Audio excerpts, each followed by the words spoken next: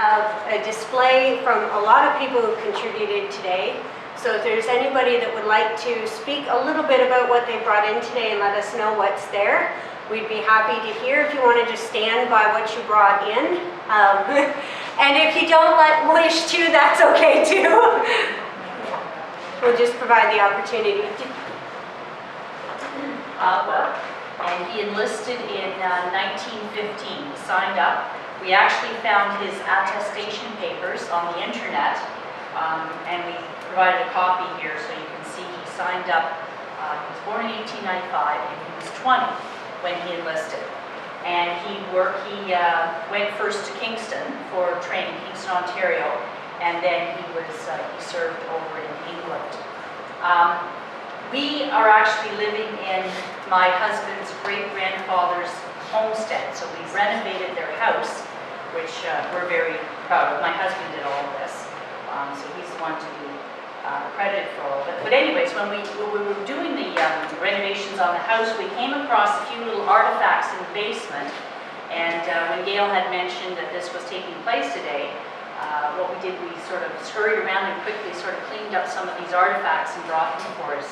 And you can see we have a shell casing that my husband's grandfather brought home with him from World War I. And he was a gunner in the war, and he put of course, I guess this is the casing, and the shell would go in that, he put it in the gun, and that was his role. He was very good with animals because he survived the war and he came back, and he was the one who would, I guess, the horses would pull the gun around because it was quite heavy, and these 18-pounders, as they called them, were used to fill the gun and then, of course, explode. They were filled with explosives and then they were let go. We also found a sheath, a bayonet sheath. They're called, there's another name for them there, is it a scabbard? And this, again, was also belonged to my husband's grandfather, and he used this in the trenches over in France and England. We also have a helmet. Took a little while, the mice kind of got at it for a little bit there, but we managed to clean it up a little bit. And these helmets were provided for the men when they went over to England to serve. And they called them the soup bowl type helmets. And I guess they modified them over a couple of different, they established different ways of putting them together because they modified them. Like the first ones that they made were quite shiny on top. So they wanted to sort of downplay the reflective part of the helmet. So they sort of covered them with sawdust or painted them with sawdust and glue to kind of make them smaller. So the only other thing that we found there were some of the different pictures of Field Allen. His name was Alpheus Field Allen. And yeah, there's pictures of him here. We've sort of highlighted him with a little circle. And he survived the war and he came over. I guess he was one of the few that did. And he came back home and he farmed the land up on Woods Road, just north of Highway 7 there, which is where we now live. So we're very proud. I know my husband's very proud of all of his accomplishments. So.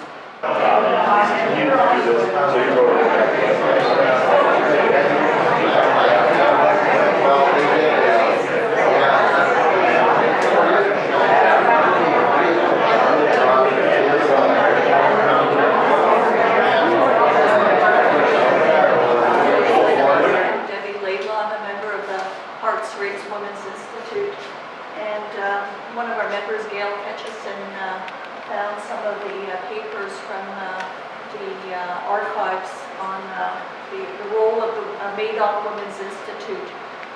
Originally, the group formed in 1910, and there were 5 members, and once the war started, the group grew to about 55 members, and they were involved in knitting socks, sending pillowcases to the soldiers overseas, and we have some of the papers here that have been copied describing some of their activities and support. They mentioned that they sent packages to the children in Belgium, but we have it here, so if you'd like to have a look at it, and some picture photos, and that's about it. Thanks. my ancestor is Fred Glover, and Fred was from Madoc Township.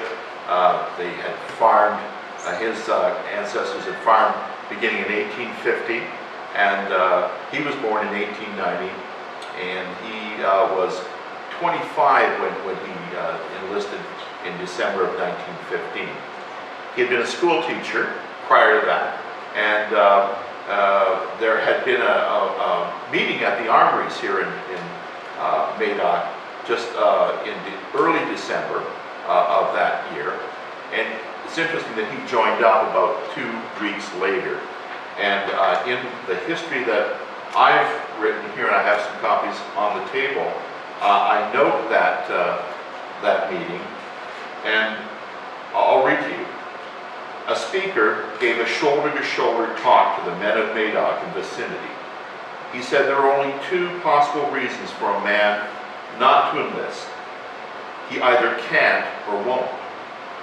The speaker told the men to go home and take paper and pencil and write down your reason for not enlisting. And see if you could, without shame, show these to your best friend. Then the speaker spoke to the mothers in the audience, saying they should give their free permission to their sons to enlist. He said, if there is a mother here tonight who will not give her son permission to go, she is not worthy of him. And if there is a son here not willing to go, he is not worthy of her. Then the speaker got down and went to the audience and looked people in the eye and said, you, sir, will you go? Can you imagine? Can you imagine what that was like? Nobody's going to say no. Somebody might say, let me get back to you. But a lot of them said, okay. Now, I don't know if my relative actually was at that meeting that night, but I think he was. He was a teacher at El Dorado, so big event in Barrie. I live in Barrie. In Madoc, so I think everybody went. And I think that he felt the importance of going. So he went, and he joined up, and I'm fortunate to have about 10 or 12 letters that he wrote back home. And he wrote about others that were involved with him over there. His first major activity was Vimy, as every Canadian did, because we fought as a corps. And about 2 or 3 weeks after Vimy, his best friend, Harold Harris, who was also from Madoc Township, was killed. And in a letter he writes back to his family, he talks about how he's not able to gain any peace since he's lost Harold. And then as the letters progress, he talks about other Madoc Township individuals who've either been wounded or killed. And then he goes through the war. He was a private. He became a sergeant by the end. He fought at Vimy. Sir Arthur Currie, who was the 1st Division General, was promoted then to run the Canadian Corps because he'd done such a fabulous job at Vimy. And he was promoted to the Canadian Corps General. Then they did Kill 70. That was a Canadian event. They were asked by the British general to take on Passchendaele in November of 1917, and the Canadians were the final corps that won the ridge at Passchendaele. And then we get into 1918. The 2nd Division, which my uncle fought for, was taken away from the Corps and asked to work with the British, who were trying to keep the Germans from winning the war in certain areas. The Canadian Corps was at that time holding the Vimy area, or the area around Arras. So he saw action there. And then we get into the last 100 days of the war, and that's where we lost so many men, including my great uncle Fred, who was killed at the Battle of Arras on August 26, 1918. There was a man who was there who was with them that day, another sergeant, who wrote a letter back to the family, and from talking to some of my ancestors who are now gone, apparently he was with him when they rose, and my great uncle Later that day, Sergeant Draper, who was with him, actually won a military medal for his bravery in taking out a machine gun and emplacement at the time. So, how many people here had family that fought in World War I? If you would just raise your hands. Okay. Excellent. You need to get their attestation papers. They're online. If that soldier was killed during World War I, you need to go to the Canadian Virtual Memorial, which is on the Veteran Affairs site, and post a picture of that individual on the Canadian Virtual Memorial. You need to do them justice. This is the 100th anniversary of the Great War, the 75th anniversary of World War II at the beginning, and we as Canadians need to remember what our men and our women did during those times. Thanks.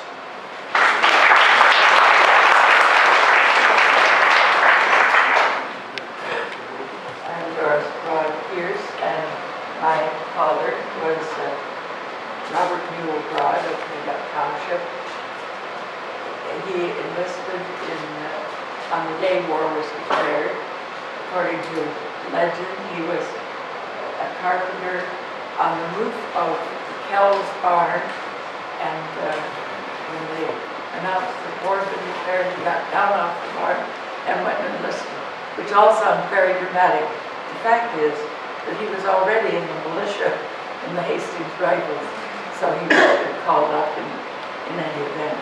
But he went to Belmarche and overseas with the 1st Contingent, and was overseas until April 1919.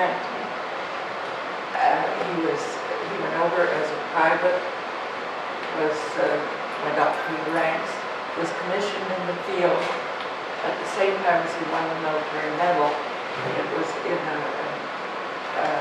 battle where they lost 116 men from their own division. And he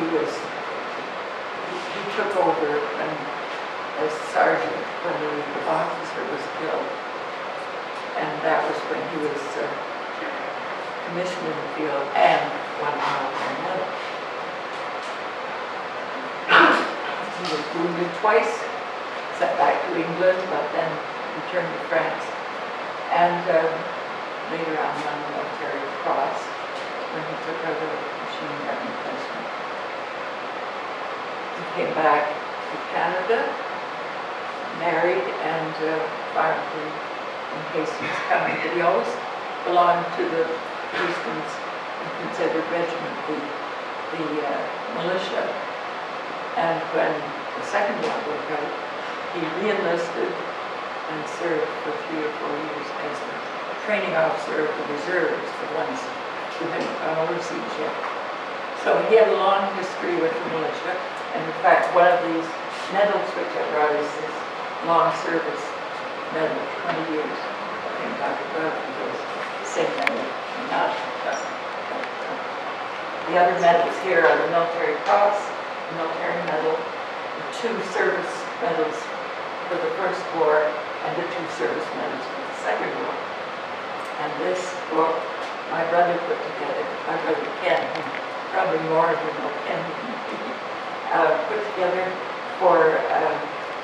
with information, most of it got off the internet, a wonderful source of information, right? Ken has in his home my dad's regular sized medals. These are miniatures which would have been worn with a mess jacket. He was a wonderful man, and knowing him as a farmer, very quiet man, it's hard to believe that he was a war hero, but he was. One of the first things I remember being told was, if you hurt yourself, you don't cry. You're a soldier's daughter.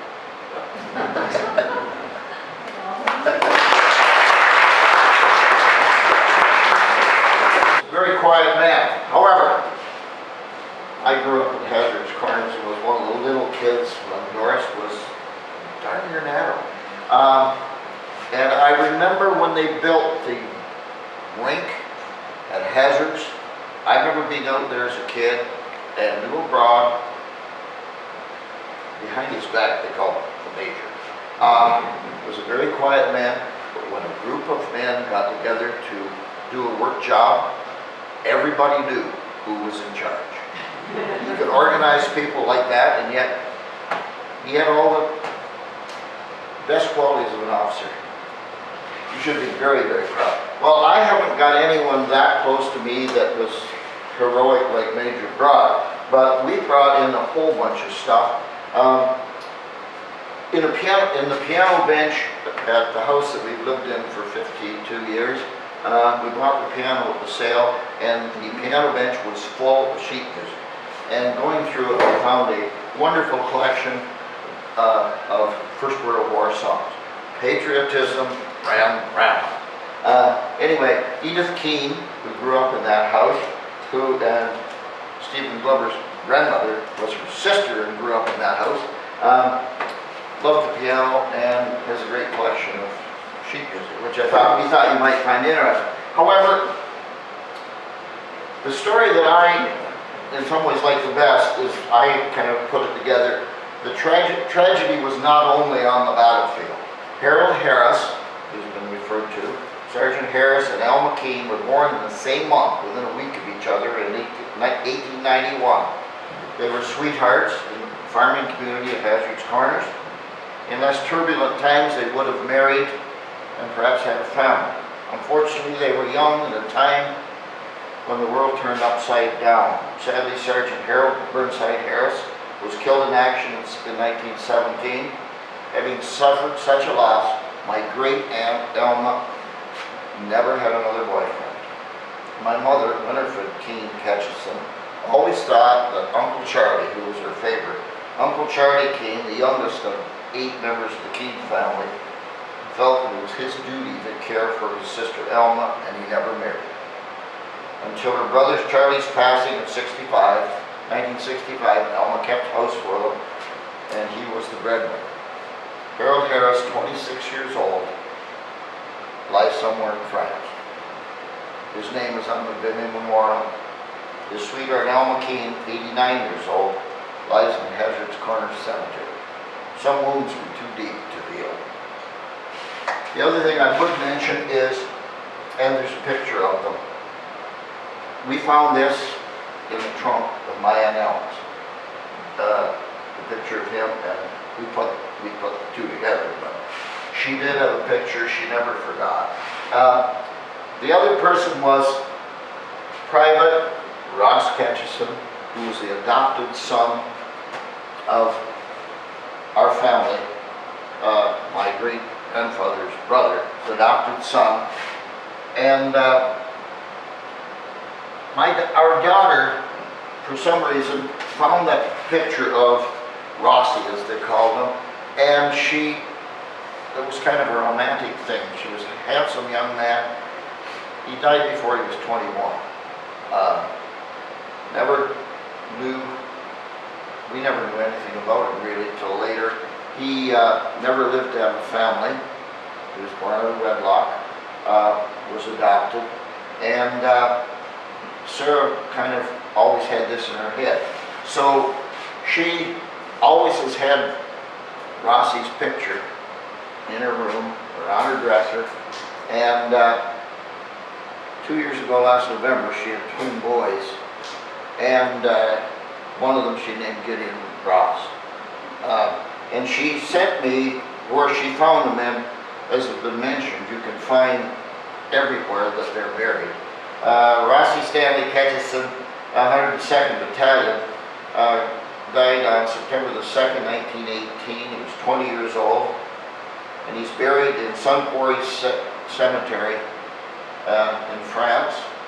And the amazing thing now with the internet, our daughter emailed me that picture of the cemetery. There's 144 bodies in that cemetery. And I got prowling on the internet on Google Maps, and I was able to say, Sarah, your picture's outdated. They've cut those trees down. There are saplings this high now, but it's really amazing that you can go down that very road and see this little walled cemetery where Rossi lies. So, thank goodness for the, and there's a copy of the letter he sent home. And these are postcards that Mel and Elma's brother sent to her from Belgium and France. And they are the most intricate lacework and embroidery that you've ever seen. Even to the fact there's a little lace pocket with a note inside it. And most of them say nothing more than Belgium, December 13, 1915, to Elma, from Mel, Christmas, 1915. And of course this comes from Hazard's Church. Our good friend, the blogger, Kathy Sedgwick had her on her blog from the one in Queensboro, and I thought, so I stole one from Hazard's Church yesterday to bring it.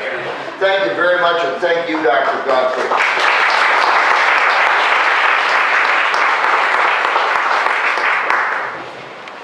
Interlopers, because we live in Belleville, and my father had enlisted with the 4th Battalion in Toronto. But he was a young English immigrant, and he enlisted in January of 1918. But I think he was very quickly involved in a lot of the action. I know I've got a card here where the Canadians crossed the Rhine River. He was with a Lewis gun outfit, and they crossed the Rhine River on December 13th. The Canadians were the first to march through Cologne, Germany, and they were led by General Plummer. I've never shown these things before or even had them out of a box, and he just kept them in a box and he didn't talk much about it. I've got his dog tags here, and I've got some medals that show that he was at the front. I think that he was a very good father, and I think that out of respect for him, the thing I remember the most is, as a kid, if you were lying in bed in the morning and you really had a sore back because you're playing hockey last night, and you know, Dad, I can't get up, my back's hurting, I can't go to school.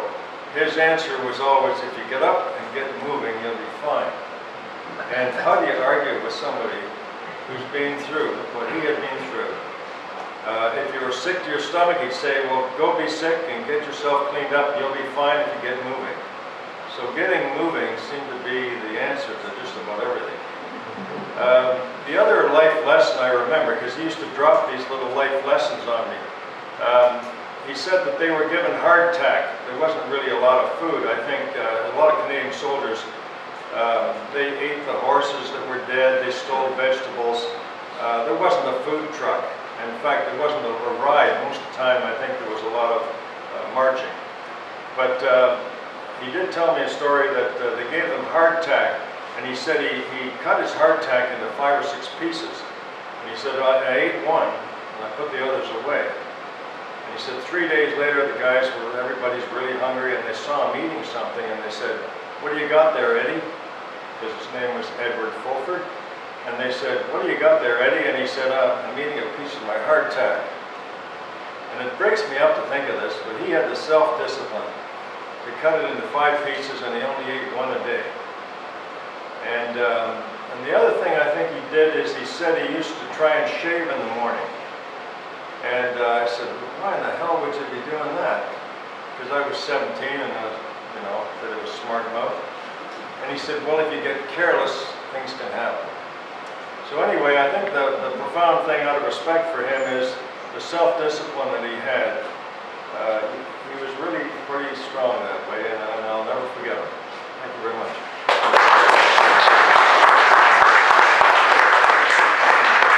Steve and I moved here about 10 years ago. So my ancestors are not from here. They're not Medosians from the county. But I'll tell you a quick story anyway. I'm very proud of both my grandfathers who were in the First World War. Albert Schofield, and he was with the Brits. He was with the Medical Corps in Thessalonica, and I'm honored to have his service medals. And I'm also honored that Charles Godfrey wore these once at a costume, and he did them up for me properly. My other grandfather, Peter Ross, same name whom I am named after, he was a Scotsman. The family moved to Australia, and he signed up in 1916. And I'm grateful for the Australian government that they put all the service records online. So there's 58 pages online, and I printed them out this morning. Well, I've printed them out in the past, but I reprinted them this morning, and you can get them. And you get wonderful, the stories of the people who are in here. My grandfather died about, I don't know, 30, 40 years ago. I only met him once because they lived in England. But he signed up when he was 16, and you can learn wonderful things about him from his medical exam that he did not have scrofula or syphilis, or he didn't have varicose veins, and phthisis, and a few other things I don't know the meaning of. Charles helps me with this. Also, he was injured in 1918, and here's a letter from this chokes me up, my great-grandmother. His mother, can you give me any information about the condition of my son? 1902, Private Peter Ross, 36th Battalion, who was admitted to the 3rd Australian Hospital in Brighton, England on the 12th of April, suffering from gunshot wounds to the head and left hand. Any information will be gratefully received by his parents, Mrs. Catherine Ross, Dulwich, Adelaide, South Australia. This is all online. I don't have a lot of history about him, but I can get it from his active service records that he went AWOL for 8 days. My aunt thinks he was on a romantic tryst, but they put him back in the front lines. And then here it says he was killed in action, and then they crossed it out. And the next one says wounded in action. I guess he came too. But he has a head wound. He was missing a piece of his skull and blind and partly deaf in one ear. But then he married my grandmother, who was a nurse at the hospital in England. And that's where they met and went on to have 7 children. And that's all. Thank you.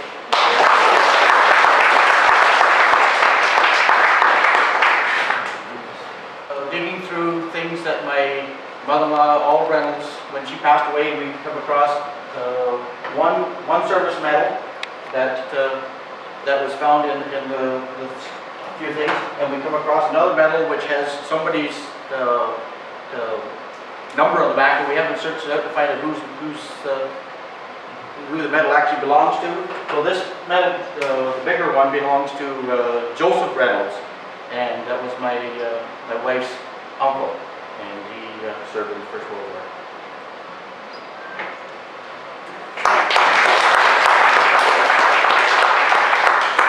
Ron Turcott. And Catherine Sedgwick also said that people were quite adept at doing scrapbooking. His ancestors, his great uncle, and I think his great grandfather, kept clippings from all the local papers, and some of these beautiful posters for the war effort that were put up is one of the nurse, I don't know whether I can come to it. Well, you'll just have to take a look at it, but these are all actual clippings. And being as I'm a newspaper reporter, but I found this quite intriguing. These are actual clippings kept in good shape from magazines and newspapers from that day. So, Mr. Turcott said he'd be willing to leave it with the library. That's Ron willing.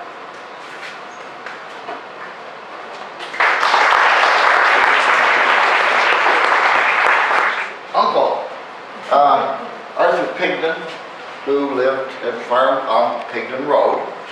If you ride that road, you notice the stone house. Arthur Pigden was my grandmother's brother, my maternal grandmother's brother. He was a quiet man. I remember being there. I guess I liked him because he was short. But anyway, unfortunately, his son Ted, who has Uncle Arthur's uniform, because of illness in the family, could not be here. And we feel bad, really bad about that when I talked to Doug Tufts, who hasn't seen him since grade 13 and thought he'd see him here today. Anyway, he won a military medal, but unfortunately at that there was no citation for what act of bravery that I've been able to find online. for what action he was awarded the military medal. He came back, like so many others, came back to his home community, didn't make any fuss about it, went back to tilling the soil, and lived there until his son Alan took over the farm on Pigden Road. And these pictures have just been reframed. The one of Major Broad, Sergeant Pigden, and 2 Second War heroes. They've just been reframed free by Ellen Wilson. She did a beautiful job on them. I think she framed them more quickly than we got them hung, because we had to make sure. The librarian says she likes symmetry, so Gail and I argued for a while, but we got them, I think, right, and do have a look at them up there. But everybody should be grateful for, she picked out the frames and did a wonderful job of framing them for us. Ellen Wilson. Anyway, we should remember our heroes.